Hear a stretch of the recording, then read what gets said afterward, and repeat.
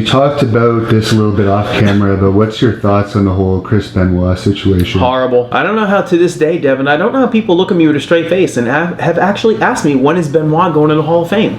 I don't understand that. Probably after my cat Lily, when she goes in the Hall of Fame. Chris was a cool dude. He was the hardest worker I've ever been in the ring with. My favorite matches of all time.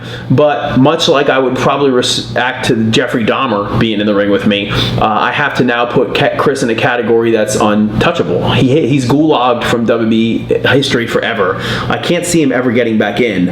Until Daniel and Nancy come back, then I guess after that maybe he can come in.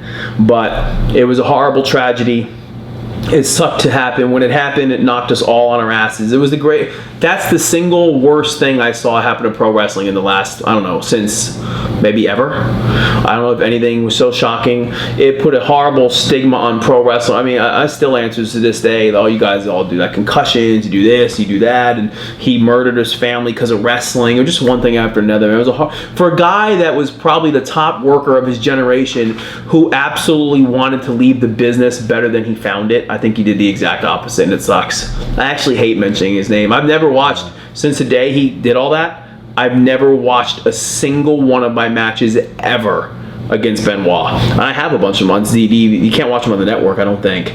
But, and I never will again. And I probably wrestled him 20 or 30 times. I loved wrestling Chris. I felt like I was in a fight for my life. And I felt like I earned my money those nights. And I can't use him as teaching tools or watch him, or there is if they never happened.